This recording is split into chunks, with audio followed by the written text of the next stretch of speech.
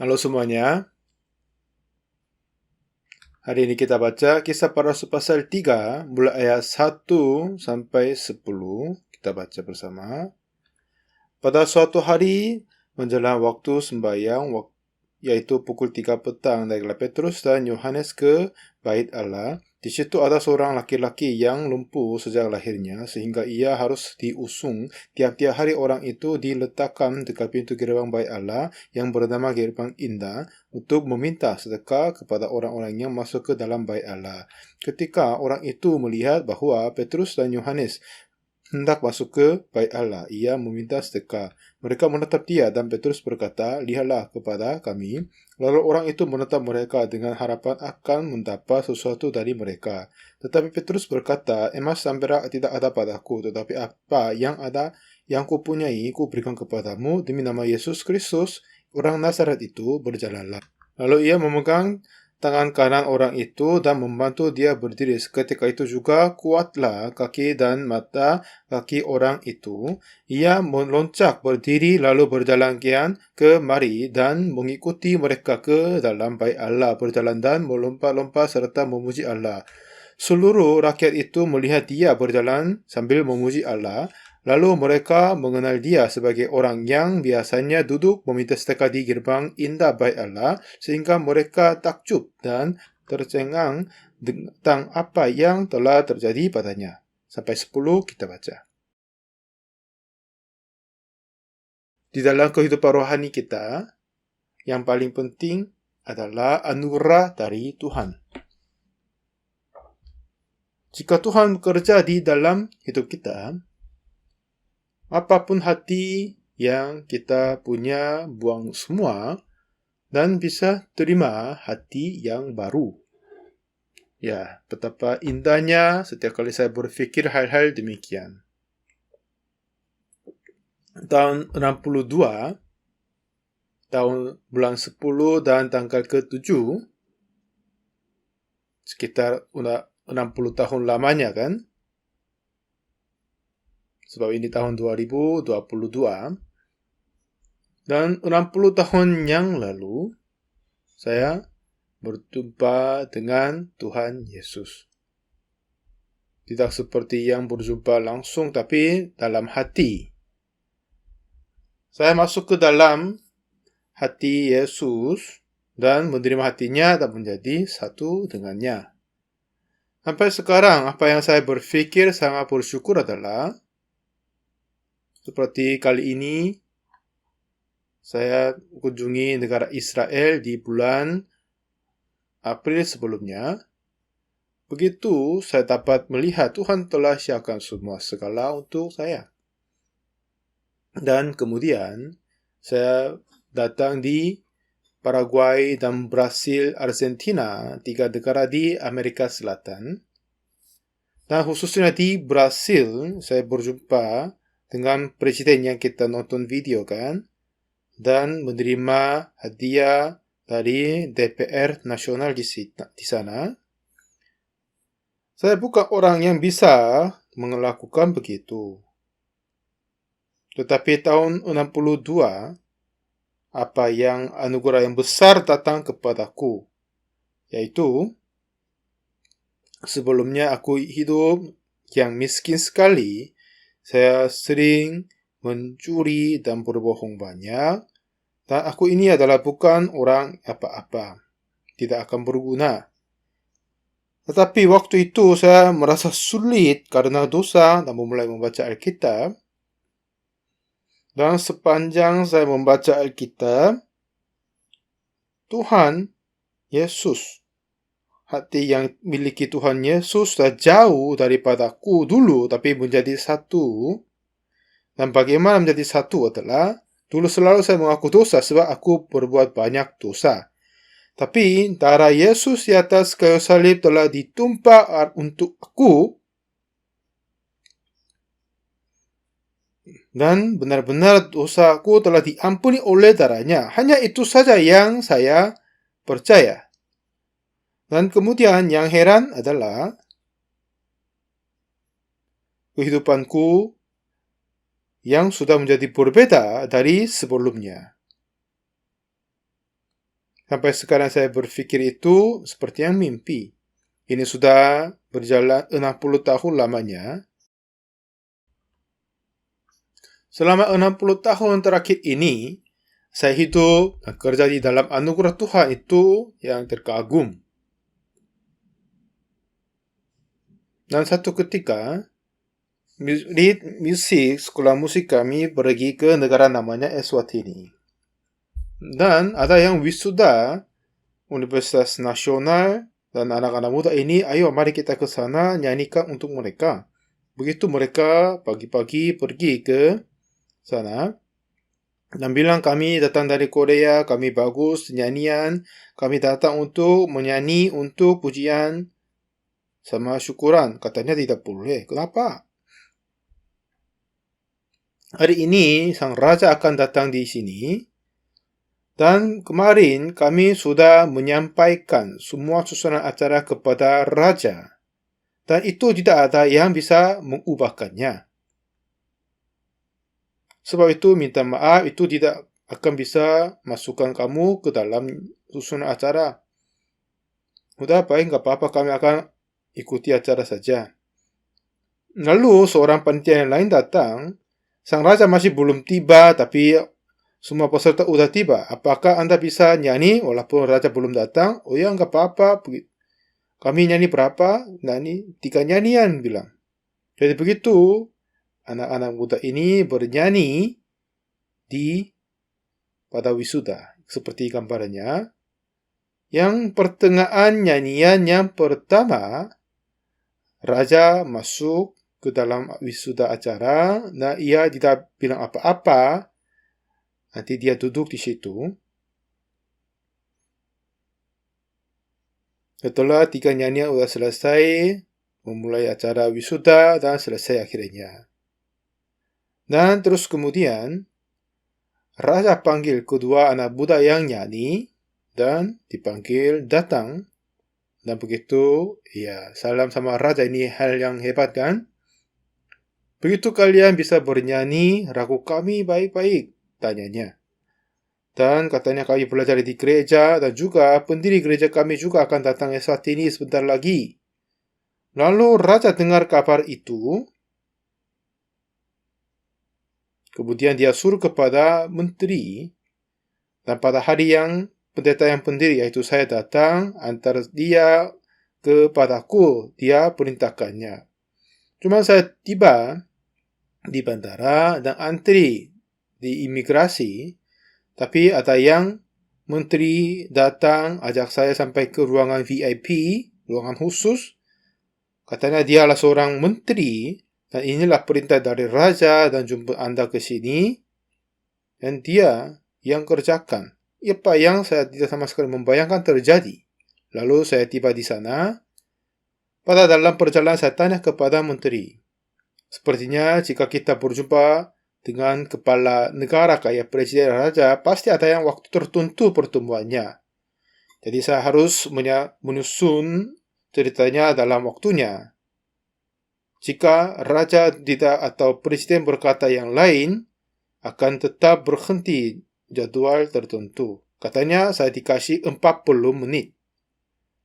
Dan kemudian salaman 10 menit sudah cukup berlalu. Lalu buka kitab dan beritakan Injil kepadanya. Lalu sang raja dengar dan tetap fokus kepadaku dan dengar baik saja. Dan terus kemudian selama 30 menit khotbah saya sudah selesai. Sepertinya sang raja fokus dengar dan kan. Lalu setelah satu sesi khotbah, raja berkata, Pak Pendeta, Anda adalah hamba Tuhan yang sejati. Tolong sampaikan firman sekali lagi. Jadi itu apa yang saya selalu mengharapkan itu kan? Begitu saya berdiri, menyampaikan firman dengan penjelasan, tambah khotbah, 30 menit lagi. Selama 60 menit saya sampaikan firman. Kemudian raja berkata, Pak Pendeta, tolong sampaikan lebih. Jadi ketiga kali, jadi 90 menit saya sampaikan firman kepada beliau. Jadi sang raja itu menerima pengampunan dosa pada hari itu, ia senang senyum seperti yang kita lihat. Dia merasa senang berbahagia. Dan apa yang ia berkata adalah, Pak Pendeta, Anda adalah hamba Tuhan yang sejati. Jadi aku akan kasih tanah kepadamu. Jadi di tanah yang aku kasih kepadamu, lalu bangun pusat misimu dan bangun rumahmu juga. Dan jika Anda datang lagi, jangan inap di hotel, tinggallah di rumahmu. Saya bilang, terima kasih. Lalu dia kasih tanah 50.000 meter persegi. Lalu saya bilang, Sang Raja, yang murid dari IYF tidak punya mobil. Jadi, jika kami bangun di pusat pelatihan kami di pinggir kota, mereka susah datang. Coba, bisa enggak beri tanah yang baru? Jadi, di pusat kota, ia kasih tanah. Ternyata itu milik dari raja pribadi. Dan ternyata, tanah itu bagus untuk pandangan dan hutan itu. Ini sayang sekali memotong hutan itu dan saya meminta 50.000 meter persegi lagi. Begitu 100.000 meter persegi kami terima. Memang itu dihitung uang yang besar kan? Ini apa ya skemanya dan kami nanti akan membangun sepertinya begitu. Ini dalam pembangunan dan satu sisi sudah jadi.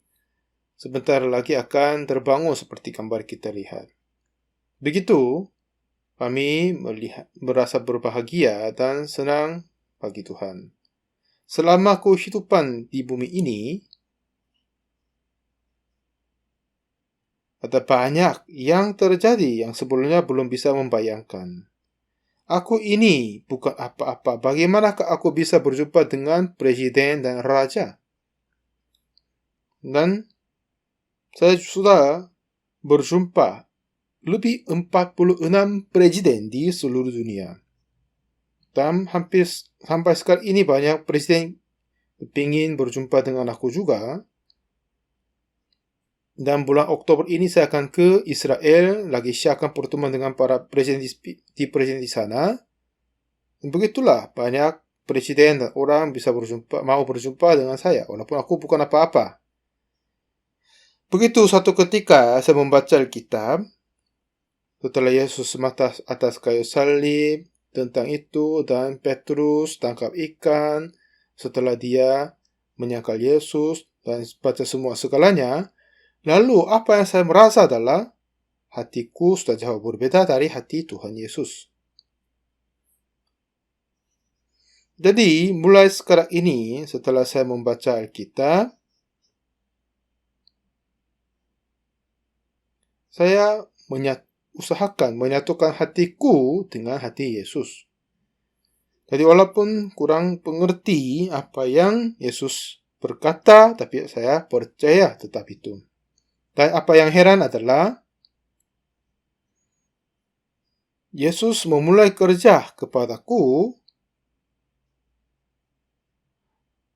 Suatu ketika saya dapat telepon dari kota Jeonju. Katanya Pak Pendeta, saudara Kim Chung-han kena kanker, hampir mati dia. Dan dokter berkata, orang ini tidak akan tahan hidup 2-3 hari lagi. Oh iya, benarkah? Dan kemudian, saya dijadwalkan pimpin ibadah kota Gwangju. Dan pertengahan jalan ada kota Jeonju ternyata. Jadi istri, anak, kami berjalan bersama. Saya suruh istri siap cepat biar kami berangkat 1 jam sebelumnya untuk mengunjungi saudara yang sakit kanker itu.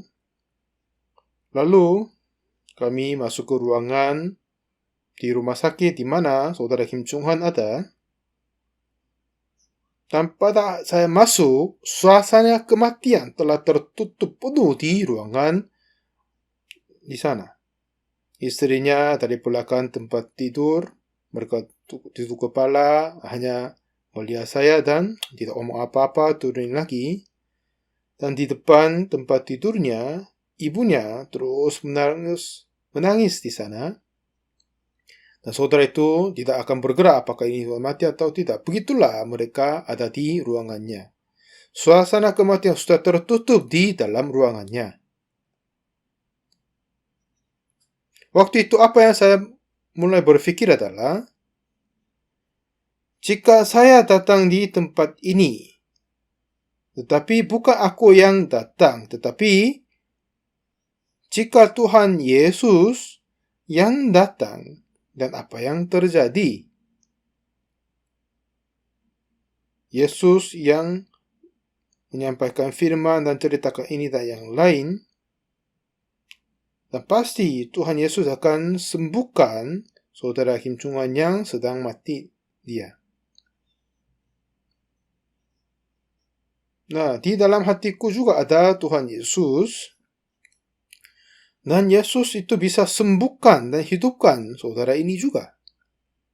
Lalu saya bilang, halo saudara Kim, coba membuka matamu dan pandanglah padaku. Oh ya, Pak Pendeta. Dengan suara kecil dia menjawab, katanya, kamu kena kanker dan sedang mati.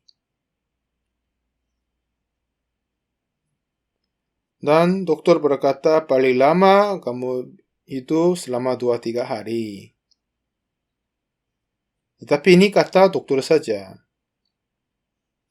Jika hatimu menjadi satu dengan Tuhan Yesus, Yesus bisa bangkitkan yang mati. Tapi baginya, kanker ini bukan apa-apa. Jadi sekitar 30-40 menit saya ceritakan hal ini saja kepada saudaranya. Walaupun aku pendeta Oksu Pak datang, tapi Yesus tetap bersama dengan pendeta Pak Oksu. Jadi, Tuhan sudah cukup bisa menyembuhkan saudara ini. Jika Anda, saudara, memiliki hati yang sama, Yesus bisa menyembuhkan aku. Kalau gitu, kamu hatinya sama dengan Yesus. Kalau begitu, Tuhan bisa kerja di dalam hatimu. Seperti tahun 71 saya menikah. Dan kemudian istri saya melahirkan anak perempuan tahun 72, 74, dan melahirkan anak laki-laki. Dan terus kemudian tahun 76 kami memulai sekolah misionaris. Dan anak perempuanku dia pimpin Panduan Suara Gracias, dan anak laki-lakiku menjadi misionaris di Amerika. Jadi ini semua saya merasa syukur bagi Tuhan. Tapi jika hati kita menjadi satu dengan hati Tuhan, begitulah saya melihat banyak kali Tuhan kerja kepada hidupku. Saya ceritakan kepada saudara, halo saudara Kim Chung-han, coba membuka matamu, pandanglah padaku. Oh ya, pendeta. Katanya kamu kena kanker, tidak bisa hidup paling lama 3 hari, kata dokter. Tetapi ini hanya keadaan saja. Tapi Tuhan Yesus bisa sembuhkan kamu dari penyakit apapun. Dan dialah bangkitkan yang mati sebab dia adalah anak Allah. Bukanlah kamu yang kerjakan apa-apa, tetapi cuma kamu mempunyai seiman sehati dengan Tuhan. Amin. Dan hati apa itu adalah, aku membaca Alkitab, dan saat Tuhan Yesus tidak sama sekali menghina atau meninggalkan yang sakit jika dia berjumpa, dia selalu sembuhkan dan pergi. Seperti Tuhan Yesus yang dia kelihatan, tapi ada di tempat ini, dia pasti mengingini menyembuhkan kamu. Sudah bisa paham? Katanya, iya. Dan kapan kamu bisa menjadi seiman dengan Tuhan, sehati dengan Tuhan, tahu nggak? Jika aku percaya Yesus menyembuhkan aku, itu benar nggak? Oh iya, benar, itu saja. Kalau begitu, benar, suka, cukup. Jadi jika kamu memiliki satu iman sehati sama Yesus, dan sepertinya jika suami istri menjadi satu hati, merekalah yang berbahagia. Begitu perempuan menikah dan mau menjadi berbahagia, tidak karena cantik, tidak karena masak yang baik, tapi menjadi satu hati dengan suaminya. Kalau begitu, suami istri dua-duanya menjadi sangat berbahagia. Tetapi ini sangat-sangat agak sulit bagi semua orang, kan? Lalu kita lanjutkan cerita ini. Jika saya mengasihi istriku dan hidup untuk dia, dan setiap pikiran dan omong sudah jauh berbeda, kalau begitu itu menjadi menyenangkan atau tidak? Oh, itu tidak berbahagia. Seperti kita semua masing-masing berbeda, tapi menyatukan hati dan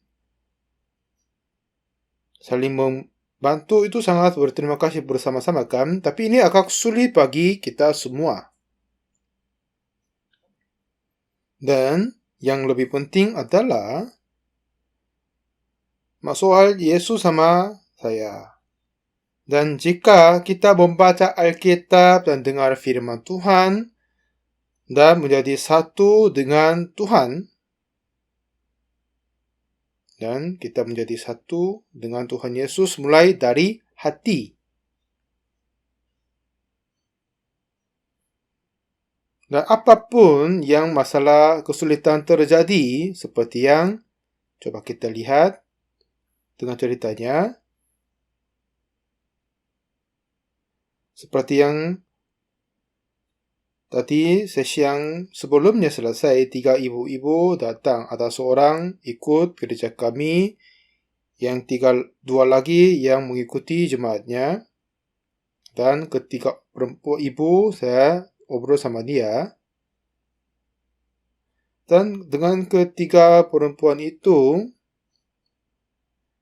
dan saya berkata, darah Yesus Kristus di atas kayu salib, dan saya jelasin tentang pengampunan dosa, mulai dari Imamah pasal 4, bagaimana dosa kita telah serahkan kepada domba, maksudnya Yesus, bagaimana dosa kita dihapuskan, ini saya jelasin. Nah, setelah itu saya bertanya, kedua ibu itu berkata, oh ya, kalau begitu semua dosaku telah diampuni juga, jawab mereka. Ya, mereka begitu sangat berbahagia. Jadi semuanya, jika Anda menjadi pendeta,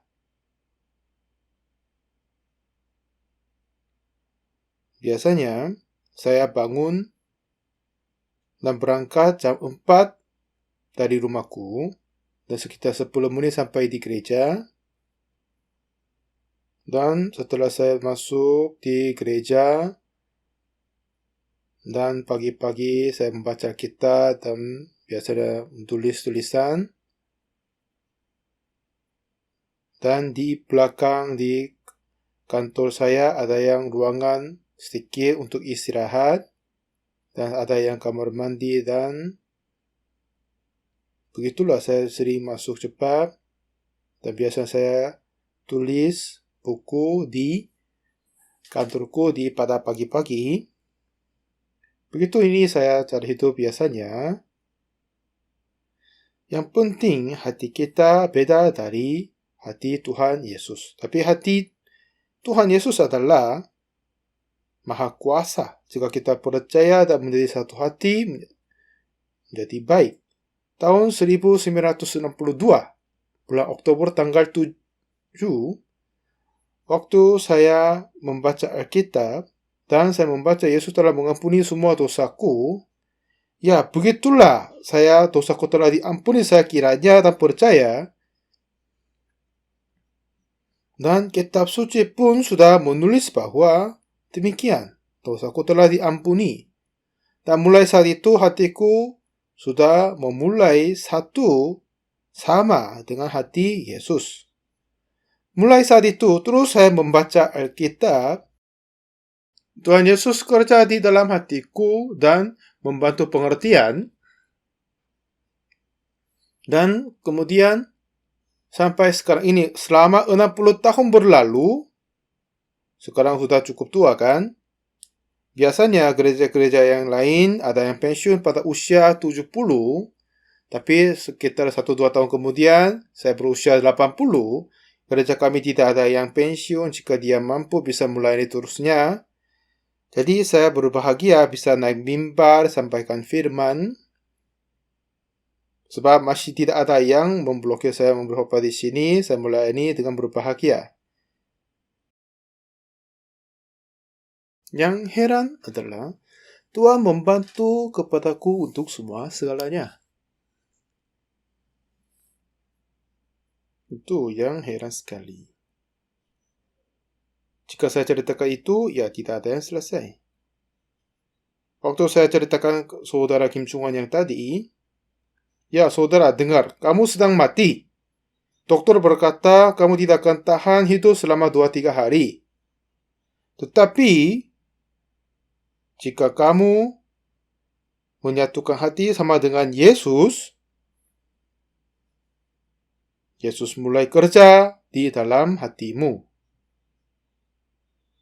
Dan untuk kita ke gereja, tidak kita membaca Alkitab, mempersembahkan, ikut ibadah, itu pun penting sekali.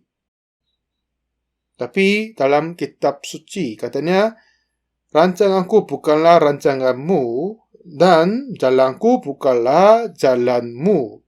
Tuhan sudah berkata demikian. Begitulah pikiran kita sendiri sudah beda dari Tuhan. Jadi semuanya, kita semua yang hadir ini, kita sudah beda hati sama Tuhan, punya pikiran yang beda dari Tuhan. Ya kan? Lalu, jika kita membaca kitab seterusnya, kita bisa menemukan hati Tuhan Yesus dan hati Tuhan Allah kita. Begitu jika kita membaca Alkitab dan percaya sesuai dengan firman Tuhan, kita menjadi satu hati dengan Tuhan Yesus. Kalau begitu, jika Anda menjadi satu iman, satu hati dengan Tuhan, apapun kita mengalami, Tuhan akan tetap membantu kita. Amin.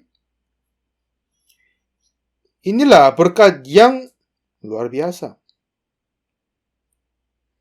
Ada banyak yang berkata kepadaku dan melawan, berkata sesat juga, walaupun mereka tidak sama sekali berjumpa dengan saya juga. Ada yang suka berkata, kami tidak berdoa, tapi kami berdoa banyak kan? Dan pada pandemi, kami setiap malam berjumpa di online, berdoa seterusnya. Itu menjadi kekuatan bagi semua orang. Jika kita berjumpa presiden atau teman, menjadi satu hati, menjadi lebih dekat, ya kan? Ya kan? Seperti begitu, Tuhan juga sama. Jika kita menjadi seiman dengan Tuhan, menjadi lebih dekat baginya, dengan Dia. Jadi, begitu Tuhan mau mengangkat kita ke kerajaan surga, tapi karena dosa nggak bisa, jadi harusnya menghapuskan dosa kita. Tapi dosa tidak hanya diampuni dengan omongannya, tapi harus membayar upah dosa kita.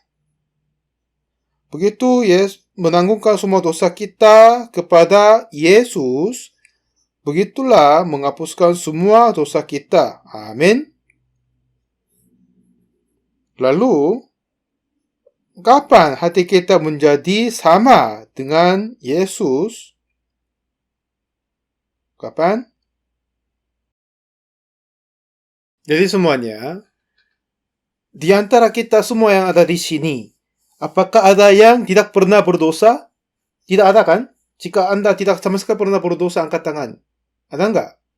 Iya, tidak sama sekali ada kan? Iya, baik. Jadi kita semua telah berbuat dosa.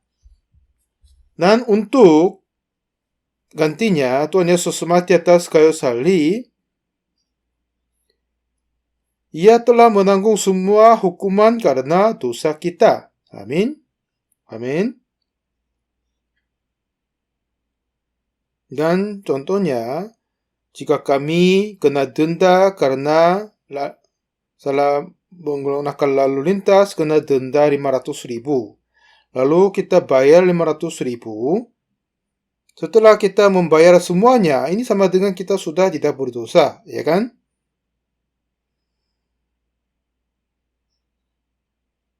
Dan kita berbuat yang tidak baik dan harus bayar denda. Jika tapi Yesus mengganti semuanya, kita sama dengan tidak berdosa. Jika Tuhan Yesus mengampuni dan mengganti semua dosa kita, apakah dosa kita telah diampuni atau tidak? Sudah kan? Begitu ada dua macam gereja di bumi ini, yaitu ada yang gereja berkata Yesus telah mati atas kayu salib tetapi masih kita punya dosa. Jadinya mereka terus-menerus meminta ampun. Dan gereja apa yang mereka berkata Yesus mengampuni dosa mereka? Ya, terima kasih Tuhan telah mengampuni semua dosaku. Dialah yang menerima percaya kepada Yesus, menjadi seiman sehati dengan Tuhan. Seperti keluarga pun menjadi sehati akan menjadi baik, tapi agak sulit juga, benar enggak? Ya kan? Jadi jika kita juga cuman menyatukan hati dengan Tuhan, cukup saja. Walaupun kita sudah berdosa, tetapi darah Yesus telah menumpah di atas kayu salib, dengan itu mengampuni semua dosa kita, jadi telah diampuni. Jadi jika kita percaya demikian, kita memiliki satu hati dengan Tuhan, menjadi seiman sehati. Seperti suami istri, kapan merasa paling susah? Pada saat suami istri mempunyai beda hati. Begitu sulit, cerai dan berada di dalam kesulitan-kesulitannya begitu. Awal saya menikah sama istri dan tinggal di kota Kimcheon, kami disewa rumah di lantai 2. Tapi pemilik rumah berkata, rumah ini adalah bangunan kayu, jadi tidak boleh masak dan bakar di dalam rumah. Jadi, istriku harus ke lantai dasar dan taruh kompor di bawah. Lalu dia selalu masak di lantai dasar dan bawa ke atas. Dan begitu ya kami makan di situ.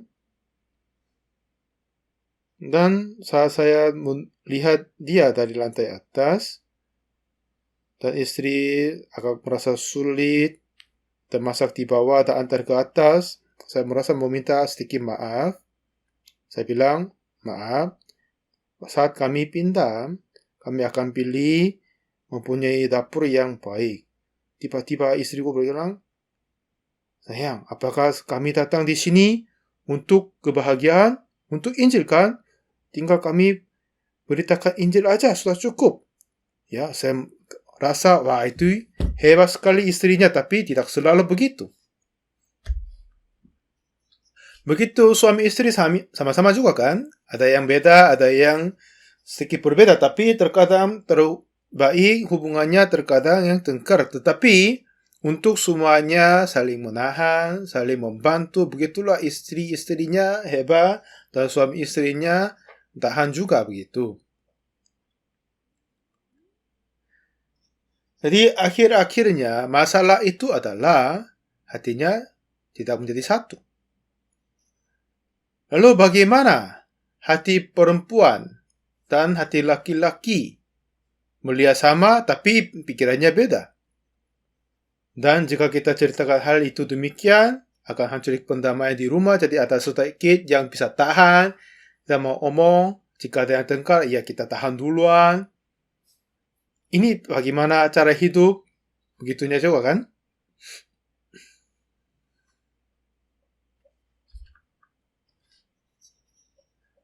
Tapi hubungan dengan Yesus dengan saya, ya minta maaf berkata begitu, dulu saya mencuri banyak. Sebab waktu itu saya merasa sangat lapar. Sebab sejak kecil saya tidak bisa makan banyak. Zamannya aku, sebelum perkembangan Korea. Jadi apa yang kami selalu berfikir, kami menghebahkan semuanya. Walaupun kami lapar, tapi anak-anak kami tidak akan jadi lapar. Begitu, yang generasi kami semuanya berfikir demikian. Walaupun kami lapar, tapi kami tidak akan membiarkan anak-anak lapar. Begitu zaman yang saya hidup, zaman anakku hidup sudah berbeda. Dan zaman ibuku dan zaman istriku sudah jauh berbeda. Dan zaman istriku sama menantu sudah jauh berbeda. Begitu, dunia ini menjadi cukup baik. Dan cucu saya, mereka tidak sama sekali pernah kekurangan makanan. Mereka makan banyak seperti babi. Saya selalu panggil babi, ayo datang, mereka yang datang. Begitu negara kita ini menjadi jauh lebih baik, saya merasa berbahagia. Saya lihat cucu-cucu saya makan banyak. Jika mereka lahir di zaman saya hidup, itu mereka susah tahan kan? Saya merasa syukur bagi Tuhan. Jadi semuanya, jika kita masuk ke status-status yang tertentu, kita mencari hati Tuhan Yesus dari Alkitab dan melihat hati diri. Amin. Dan terus kemudian, jika hati kita beda dari Tuhan Yesus, lalu menyangka itu dan menyatukan sama hati Yesus, dialah menjadi satu dengan Yesus. Saudara Kim Chung Han, saya berkata, ayo Kim Chung Han. Dia bilang, iya Pak Pendeta.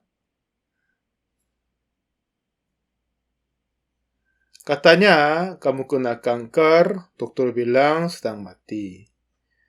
Paling lama 3 hari Anda hidup dan akan meninggal. Tapi saudara, inilah keadaan saja. Saat saya masuk di ruang ini, saya berpikir bahwa jika bukan aku yang Pendeta Oksupak datang, tetapi Tuhan Yesus yang masuk ke ruangan ini, apakah dia akan sampaikan firman dan tinggalkan kamu yang sakit? Tidak, pasti dia akan sembuhkan kamu juga. Ya kan? Sebab Tuhan Yesus pasti akan menyembuhkan kamu. Kalau begitu, bagaimana kamu bisa menyatukan hatimu dengan Tuhan Yesus? Dokter berkata kamu kena kanker akan mati dalam 3 hari. Tetapi sebab Yesus ada, Yesus yang sembuhkan aku. Jika kita percaya demikian, hatimu menjadi satu dengan Tuhan Yesus. Bisa paham? Ya, Pak Pendeta bilang. Kalau begitu, penyakitmu itu bukan apa-apa. Begitu saya jelasin kepadanya, saya letak tangan di atas kepalanya dan berdoa dan menuju ke Gwangju pimpin ibadah di sana. Sekitar seminggu berlalu, pada jam pagi saya dapat telepon. Halo, katanya, ya Pak Pendeta ini Kim Chung Han. Ya, suaranya sudah mempunyai kekuatan. Oh, jadinya bagaimana? Oh, saya diperiksa kemarin, tidak sama sekali ada sel kanker di seluruh badanku. Jadi saya sekarang keluar dari rumah sakit, lalu saya telepon. Begitu saudara ini, beberapa minggu kemudian dia datang di gereja kami dan memberi kesaksian. Jadi semuanya, melalui kitab suci, apa yang kita belajar adalah bukan pengetahuan. Tuhan Yesus yang ingin menyembuhkan semua penyakitku. Tuhan Yesus mampu mengampuni semua dosaku dan menyembuhkan aku. Kalau gitu kita menjadi satu hati dengan Tuhan. Kalau begitu, di dalam hatimu, Tuhan akan bekerja di dalam hidupmu. Amin. Itu saya sudah mengalami banyak kali secara pribadi juga. Dan banyak jemaat-jemaat berada di dalam sakit penyakit dan sembuh karena pertolongan dari Tuhan. Memang kita semua mempunyai beda hati dari Tuhan, seperti firman Tuhan yang kita baca di Kisah Para Rasul pasal 3. Pada saat mereka masuk ke bait suci jam 3 petang, ada yang seorang lempu, dia mengemis di sana. Dan Petrus berpikir, ya, saat Yesus masih hidup, dia sembuhkan orang-orang ini. Orang ini yang Yesus mau sembuhkan dia juga. Kalau begitu, jika saya tinggalkan dia, percaya saja. Jadi dalam hatinya Petrus, oh iya, jika saya doakan, dia akan sembuh. Jika saya satukan hati sama Yesus. Dan bagaimana? Dan seperti Yesus, bangunlah dan angkat tangan dan bangunkan dia. Dan dia kerjakan begitu juga. Oke, aku akan kerjakan begitu juga. Katanya, lihatlah aku. Dan pengemis biasanya dikasih uang saja, tapi disuruh lihat dan lihat. Dan Petrus berkata, perak dan emas yang tidak ada padaku, tapi apa yang kupunyai ku berikan kepadamu demi nama Yesus Kristus. Berjalanlah dan angkat tangan dan bangunkan dia. Ini bukan Yesus, tapi Petrus yang kerjakan. Tapi pekerjaan yang sama dengan Yesus kerjakan jadi dan dia bangun. Kenapa? Karena dalam hatinya Petrus, dia sudah menjadi satu hati dengan Yesus. Dalam Yesus Kristus, hidup di dalam kita dan bekerja. Jadi, saya juga dulu berbuat banyak dosa, berbohong, orang berdosa yang hebat sekali. Tetapi, setelah saya dengar firman Yesus Kristus, sudah jauh berbeda dari pikiran saya. Jadi setelah saya menyangkal pikiranku dan menerima firman Tuhan Yesus di dalam hati saya. Amin. Jadi sebelumnya semua orang ikut gereja tapi berkata orang-orang berdosa, saya pun benar aku sudah berbuat dosa, orang berdosa ini. Tetapi setelah mendengarkan firman Tuhan Yesus dan oleh kasih karunia telah dibenarkan dengan cuma-cuma karena penebusan dalam Kristus Yesus. Artinya dosa kita telah diampuni. Kalau begitu, ya, dosaku sudah diampuni. Kita menjawab, saya percaya begitu. Begitu, ya, dosamu telah diampuni, percayalah begitu. Dan setelah orang-orang percaya, begitulah Yesus hidup di dalam hidup kita. Dan begitu kuasanya, dia hidup di dalam kita. Amin. Amin. Petrus berpikir, jika Yesus ada, pasti dia sembuhkan sakit ini. Dan jika saya memiliki hati yang Tuhan menyembuhkan, bisa. Jadi dia bangunkan, dia sembuh. Emas dan perak tidak ada padaku, tapi apa yang kupunya aku beri kepadamu, demi nama Tuhan Yesus Kristus, berjalanlah. Dia pegang tangannya, dan bangunkan dia, dan dia berjalan. Dia meloncat dan memuji Tuhan begitu. Jadi orang-orang terkagum. Orang ini bagaimana? Bagaimana dia bisa berjalan? Oh, apakah ini siapa? Dia biasanya mengemis di depan pintu gerbang indah. Bagaimana dia loncat, berjalan? Lalu dia pegang Petrus. Semua orang melihat Petrus. Dan Petrus berkata, hai orang Israel, mengapa kamu heran tentang kejadian itu? Dan mengapa kamu menatap kami? Seolah-olah kami membuat orang ini berjalan karena kuasa atau kesalahan kami sendiri. Karena kuasa Yesuslah dia berjalan, katanya.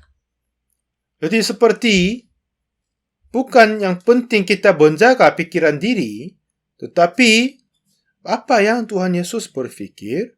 Ya, saya berpikir aku orang berdosa karena berbuat dosa. Tapi Tuhan Yesus membenarkan. Jika aku menyatukan hati sama dengannya, walaupun aku orang berbuat dosa, tapi Tuhan membenarkan, jadinya aku telah dibenarkan. Jika kita terima demikian, kita menjadi satu dengan Tuhan Yesus. Dan dengan hati sama yang Yesus, apapun kita bekerja, Tuhan membantu dan mengerjakan dan menyatakan mukjizatnya dan kerjaannya. Seperti Yohanan dan ditusuk kalajengking dan demikian banyak Pendeta Nam Kyung Hyun juga ada banyak yang sembuh dari penyakit yang bahaya sempat mati. Tapi saya bilang, oh tidak, kamu akan sembuh, bangun. Begitu banyak yang sembuh karena kuasa Tuhan Yesus. Sebab dalam hatiku, ini akan mungkin mati. Tapi Yesus mau sembuhkan dia. Dengan iman pada Yesus, saya berdoa dan orang dapat sembuh, itu menjadi syukur banyak sekali. Itu menjadi banyak kegembiraan bagi kita. Jadi Petrus, dia sendiri nggak bisa membangunkan yang lumpuh, tapi Yesus bisa kan?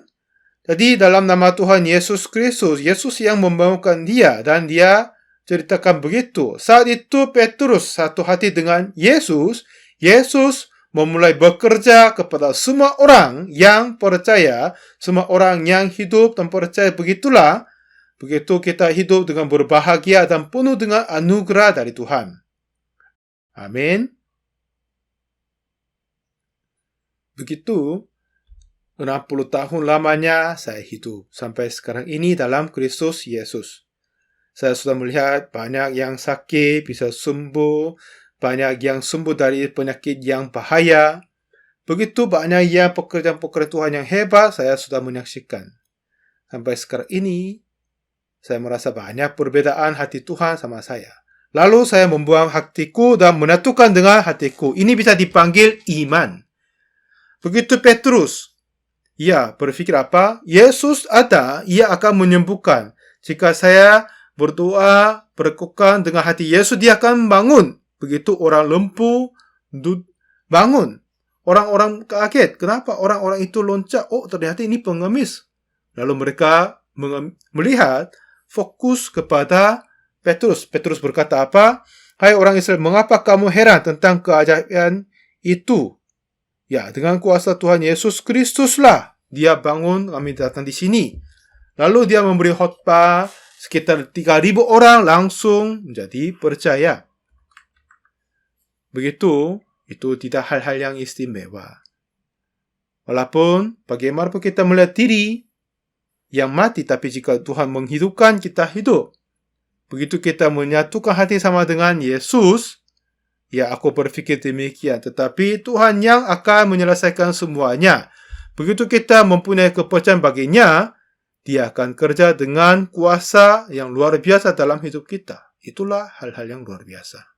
Jemaat yang kukasihi Tuhan, begitulah Petrus berkata kepada yang lumpuh, demi nama Yesus Kristus berjalanlah.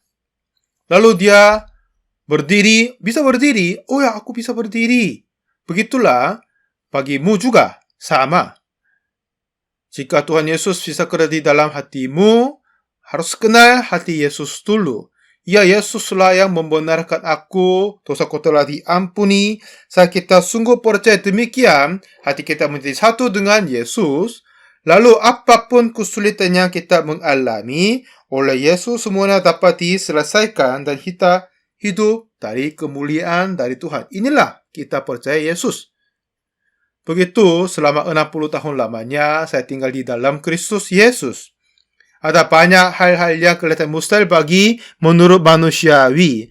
Tapi saat saya berlakukan dalam iman dalam Kristus Yesus, Tuhan kerja yang hebat sekali. Saya merasa syukur sekali juga. Begitu, sampai sekarang saya ceritakan kepada banyak orang. Cik Yohan ditusuk kalajengking, hampir mati dia. Pada saat itu, tekanan darah turun sampai 30 dan temperaturnya turun sampai 17. Ini sama dengan jenazah. Tapi saya bilang, Cik Yohan, pandanglah Tuhan, menantikan Tuhan. Pandanglah Tuhan, kalau begitu, dia akan tolong kamu. Saya membaca Alkitab, siapa yang menanti-nantikan Tuhan akan mendapat kekuatan baru. Yesaya 40 berkata begini. Jadi jika kamu menanti-nantikan Tuhan, Tuhan akan memberi kekuatan baru. Jadi menantikan Tuhan. Saya ceritakan. Jadi saudara itu ditusuk kalajengking, sudah hampir mati dia. Rumah sakit yang pertama tidak akan terima dia. Lalu ke rumah sakit yang kedua pun tidak terima dan taruh di ruangan rumah sakit saja, tidak akan kasih obat apapun. Cuma memeriksa darah, hidupkan tiket dan taruh di sana. Lalu temperatur darahnya tertinggal sampai 17, tekanan darah 30, sama dengan jenazah dia. Pada saat itu, saya telepon, obrol kepadanya, Cik Yohan, dengarkan padaku. Tuhan tidak sama sekali berbohong. Jika kamu, kata Tuhan, jika ada orang-orang yang menanti-nantikan Tuhan akan mendapat kekuatan baru. Jika kamu mengalahkan racun kalajengking, harus ada kekuatan. Jika kamu nanti-nantikan Tuhan akan mendapat kekuatan baru. Dengan itulah kamu dapat mengalahkan racun kalajengking. Tadi, Cik Yohan itu menanti-nantikan Tuhan. Aku menunggu Tuhan, tolong kasih anugerah bagiku Tuhan. Dia ceritakan begitu, lalu tertidur. Panjang malam dia tertidur. Begitu dia tertidur, pada pagi hari, suster melihat, ya, pasien yang kemarin mungkin mati saat ini. Begitu dia mengurus jenazah, dia datang, tapi katanya naik tekanan darah. Dia terkagum juga. Lalu, dia masuk ke ruangan dokter. Dokter, tolong buka pintu, ada yang heran terjadi. Dokter bilang apa? Ada apa terjadi? Coba datang. Begitu melihat anak muda ini, Cik Yohan, ada apa yang kasih obat kepadanya? Aku tidak kasih apa-apa. Dan keesok harinya, Yohan bangun. Dan dokter berkata, di dalam laporannya harus tulis beberapa. Ada apa yang saya tulis? Anak muda ini suruh tulis yang Tuhan yang bekerja. Dia hidup sampai sekarang dengan sehat sekali. Kepada Anda semua juga, Tuhan akan tetap hidup dan kerja kepadamu. Untuk kita mengenal hati Tuhan, bacalah Alkitab. Setelah kita membaca Alkitab dan percaya firman Tuhan, lalu hatimu menjadi satu dengan hati Tuhan. Mulai saat itu, di dalammu, Tuhan akan bekerja dengan luar biasa. Setelah kita membaca Alkitab dan percayalah dan sesuainya seperti apa yang Tuhan berkata, hatimu menjadi satu dengan Tuhan. Lalu kepadamu juga Tuhan akan kerja sama dengan Petrus dan mujizat yang terjadi. Banyak gereja berkata kita orang-orang berdosa, tapi jemaat dari misi kabar baik berkata kita orang benar. Kenapa?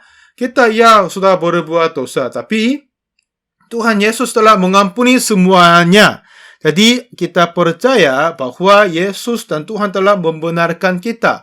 Kita percaya demikian, Tuhan Yesus akan kerja dengan hebat ke dalam kita dengan penuh kuasanya.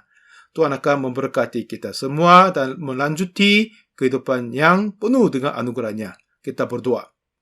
Tuhan yang kudus, yang mengasihi kami mengucap syukur bagimu Tuhan. Kami dulu orang-orang berdosa yang jahat, tapi darah Yesus atas kayu salib, kami percaya dosa kami telah diampuni. Sampai sekarang ada banyak yang percaya pikiran diri. Tapi tolong kami, biar menyangka pikiran kami dan percaya firman-Mu. Tolong memberkati kami, pimpin kami, biar kami menyangka pikiran kami dan percaya firman-Mu. Dan dalam hati kami pun, Engkau bisa hidup, kerja, tetap nyata, biar Roh Kudus terjadi dalam pada kami. Terima kasih banyak Tuhan. Dalam nama Tuhan Yesus kami berdoa. Amin. Terima kasih banyak semuanya.